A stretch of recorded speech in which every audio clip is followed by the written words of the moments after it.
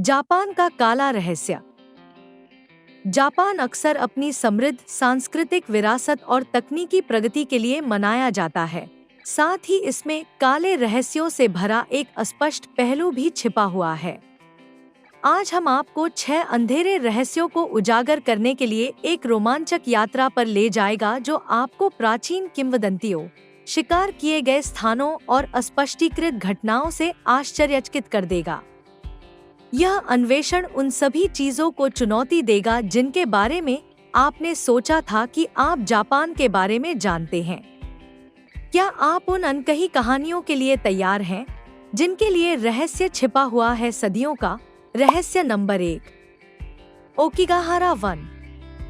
Aokigahara one, जिसे पेड़ों का सागर भी कहा जाता है, जापान में माउंट फूजी के उत्तर पश्चिमी आधार पर स्थित एक घना जंगल है।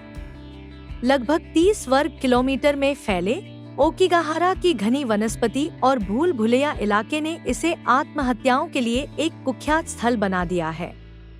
कथित तौर पर पिछले कुछ वर्षों में सैकड़ों व्यक्तियों ने इसकी गहराई में अपनी जान ले ली है। ओकिगाहारा जंगल में आत्महत्या की उच्च दर के पीछे कारण है। जटिल। जापान एक समाज के रूप में मानसिक स्वास्थ्य के मुद्दों, सामाजिक दबाव और सांस्कृतिक कारकों से जूझ रहा है, जो इस दुखद घटना में योगदान करते हैं। अपने जीवन को समाप्त करने के लिए जगह तलाश रहे कई व्यक्तियों के लिए यह निराशा का प्रतीक बन गया है। अपनी भयावह प्रतिष्ठा के बावजूद जंगल सांस्कृतिक भी है और पारिस्थितिक महत्व, इसके अद्वितीय पारिस्थितिकी तंत्र में रहने वाले विविध वनस्पतियों और जीवों के साथ। हालांकि यह लंबी पैदल यात्रा और अन्वेषण के लिए आगंतुकों को आकर्षित करता है, प्रकृति के साथ अधिक गहरे, अधिक आध्यात्मिक संबंध की तलाश में भी आते हैं। स्थानीय लोगों का मानना है कि इस जंगल में प्रतिशोधी आत्माएं निवास करती हैं, जो मुक्ति चाहती हैं। इन किंवदंतियों ने कई भूतिया कहानियों को जन्म दिया है, जिन्होंने जिज्ञासुओं को मंत्रमुग्ध कर दिया है। रहस्य नंबर 2, यूनिट 731। यूनिट 731 इंपीरियल जापानी सेना की एक गुप्त जैविक और रासायनिक युद्ध अनुसंधान और विकास इकाई थी, जो घातक मानव युद्ध का कार्य करती थी। द्वितीय चीन जापानी युद्ध 1937 से 1945 और द्वितीय विश्व युद्ध के दौरान प्रयोग। यह कुछ सबसे कुख्यात युद्ध अपराधों के लिए जिम्मेदार था जापान द्वारा। ये प्रयोग विविसेक्शन से लेकर हथियार परीक्षण तक थे, जिनमें एंथ्रेक्स और बुबोनिक प्लेग जैसे जैविक हथियार विकसित करने पर ध्यान केंद्रित किया गया था। यूनिट ने युद्ध बंदियों और नागरिकों पर प्रयोग किए, जिनमें जैविक और रासायनिक हथियारों का परीक्षण, विविसेक्शन, जीवित विषयों का विच्छेदन शामिल है, और अमानवीय अनुसंधान के अन्य रूप। इन प्रयोगों का लक्ष्य सामूहिक विनाश के हथियार विकसित करना और विभिन्न जैविक प्रभावों का अध्ययन करना था, और मानव शरीर पर रासायनिक एजेंट। इन प्रयोगों के परिणामस्वरूप हजारों लोगों की मृत्यु हो गई और जीवित बचे लोगों को अक्सर आजीवन शारीरिक कष्ट सहना पड़ा। मनोवैज्ञानिक आघात। यूनिट 731 की गतिविधियां 1980 और 1990 के दशक तक जनता के लिए काफी हद तक अज्ञात रहीं। द्वितीय विश्व युद्ध के बाद संयुक्त राज्य अमेरिका यूनिट 731 के शोधकर्ताओं को जैविक युद्ध पर उनके डेटा के बदले में छूट प्रदान की गई, और यूनिट की गतिविधियों को व्यापक रूप से प्रचारित नहीं किया गया। हालांकि 1980 के दशक में जैसे ही ऐतिहासिक अभिलेखों को सार्वजनिक किया गया और बचे लोगों ने बोलना शुरू किया, यूनिट 731 द्वारा किए गए अत्याचारों की पूरी सीमा उभरने लगा। जीवित बचे लोगों की किताबें, वृत्तचित्र और प्रशंसापत्र यूनिट के भयानक प्रयोगों और जापान के युद्धकाल में इसकी भूमिका पर प्रकाश डालते हैं। अत्याचार। तब से यूनिट 731 की स्मृति को संरक्षित करने और लोगों को याद रखने और सीखने के महत्व के बारे में शिक्षित करने के प्रयास किए गए हैं। इतिहास के इस काले अध्याय से। रहस्य नंबर 3, अत्सुची का अभिशाप। अत्सुशी का अभिशाप, जिसे अत्सुशी अभिशाप के नाम से भी जाना जाता है, जापान की एक लोक कथा है जिसके बारे में कहा जाता है कि जो लोग यहाँ आते हैं उनके लिए दुर्भाग्य या मृत्यु आती है। इवाते प्रांत में अत्सुशी गांव। किंवदंती के अनुसार शाप की उत्पत्ति ईदो काल के दौरान हुई थी, जब एक सामंती स्वामी डेट सुनामुरा ने आदेश दिया था, ग्रामीणों की इस चेतावनी के बावजूद कि इससे स्थानीय देवता नाराज हो जाएंगे, गांव में सड़क का निर्माण किया गया। ग्रामीणों का मानना था कि देवता ने सड़क को श्राप दिया, जिसके कारण यह कई बार टूटी और कई श्रमिकों और यात्रियों की मौत हो गई। परिणामस्वरूप सड़क को छोड़ दिया गया और गांव अलग थलग हो गया और श्राप के डर से बाहरी लोग उससे दूर रहने लगे। अत्सुशी के अभिशाप को प्रकृति का सम्मान करने के बारे में एक सतर्क कहानी माना जाता है और स्थानीय मान्यताएं। हालांकि श्राप की सटीक उत्पत्ति स्पष्ट नहीं है, कहानी पीढ़ियों से चली आ रही है और आज भी याद की जाती है। स्थानीय परंपराओं और मान्यताओं का अनादर करने के परिणामों की याद दिलाने के रूप में। रहस्य नंबर 4, याकुजा।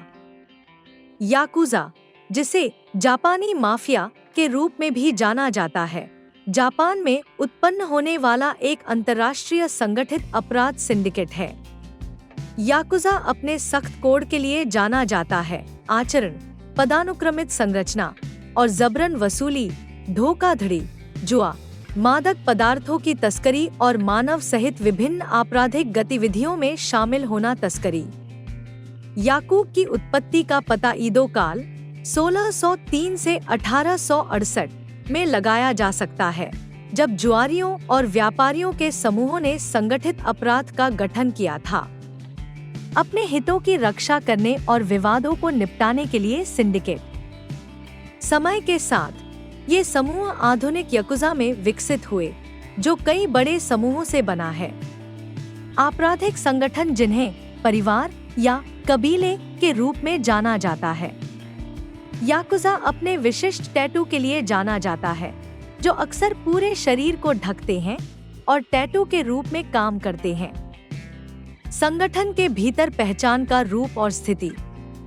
याकुजा की अपनी आचार संहिता भी है, जिसे निन्क्यो दंताई के नाम से जाना जाता है, जो वफादारी पर जोर देती है, सम्मान और कर्तव्य।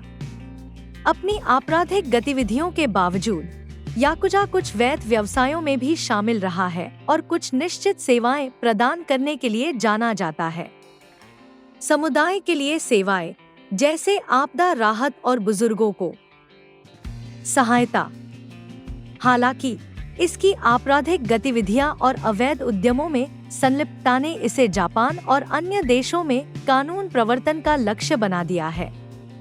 रहस्य नंबर 5, बुराकुमिन। बुराकुमिन, जिसे एटा या हिनिन के नाम से भी जाना जाता है, जापान में एक सामाजिक अल्पसंख्यक समूह है जिसने ऐतिहासिक रूप से भेदभाव और हाशिए पर रहने का सामना किया है। शब्द बुराकुमिन मूल रूप से उन लोगों को संदर्भित करता है जो पारंपरिक जापानी समाज में अशुद्ध या अस्वच्छ माने जाने वाले व्यवसायों में काम करते हैं, जैसे कसाई, चर्मकार और जल्लाद। शिंटो मान्यताओं के अनुसार ये व्यवसाय मृत्यु और प्रदूषण से जुड़े थे। के उन्मूलन के बावजूद 19वीं सदी के अंत में सामंती वर्ग भेद, बुराकुमिन के खिलाफ भेदभाव जारी रहा। उन्हें अक्सर अलग अलग मोहल्लों में अलग कर दिया जाता था। बुराकू कहा जाता था, जो शेष समाज से अलग थलग थे। बुराकुमिन को विभिन्न प्रकार के भेदभाव का सामना करना पड़ा, जिसमें विवाह पर प्रतिबंध भी शामिल था, रोजगार और सामाजिक संपर्क। बुराकुमिन द्वारा सामना किए जाने वाले भेदभाव को दूर करने के प्रयास किए गए हैं, जिनमें सरकारी नीतियां और कानून का उद्देश्य समानता को बढ़ावा देना और भेदभाव को खत्म करना है। हालांकि बुराकुमिन के खिलाफ भेदभाव एक सामाजिक मुद्दा बना हुआ है। जापान और कई बुराकुमिन को अभी भी रोजगार, विवाह और सामाजिक स्वीकृति के मामले में चुनौतियों का सामना करना पड़ता है। रहस्य नंबर 6, कैमरे पर शटर ध्वनि। जापान में कैमरे पर शटर ध्वनि एक दोहरे उद्देश्य को पूरा करती है, विषयों को सूचित करना कि एक तस्वीर ली जा रही है और सांस्कृतिक मानदंडों का पालन करना। गोपनीयता। विशिष्ट शटर क्लिक ध्वनि को तस्वीर खींचते समय आसपास के लोगों को सचेत करने, पारदर्शिता को बढ़ावा देने के लिए डिजाइन किया गया है। सार्वजनिक स्थानों पर गोपनीयता का सम्मान। यह प्रथा जापान में विशेष रूप से महत्वपूर्ण है, जहां गोपनीयता को अत्यधिक महत्व दिया जाता है और सख्त नियम हैं। कुछ स्थितियों में फोटोग्राफी के संबंध में, जैसे कि सार्वजनिक स्नानघरों या संवेदनशील क्षेत्रों में, डिजिटल कैमरों पर अनिवार्य शटर ध्वनि की शुरुआत की गई थी। 2000 के दशक की शुरुआत में गुप्त फोटोग्राफी के बारे में चिंताओं को दूर करने और व्यक्तियों के गोपनीयता अधिकारों की रक्षा करने के लिए, जबकि यह फीचर मुख्य रूप से जुड़ा हुआ है जापानी बाजार के कैमरों में। कुछ अंतर्राष्ट्रीय मॉडलों में सांस्कृतिक प्राथमिकताओं को समायोजित करने के लिए शटर ध्वनि विकल्प भी शामिल होता है। इसके बारे में बहस के बावजूद, कुछ स्थितियों में प्रभावशीलता और असुविधा के बावजूद, जापान में बेचे जाने वाले कई कैमरों में शटर ध्वनि एक मानक विशेषता बनी हुई है।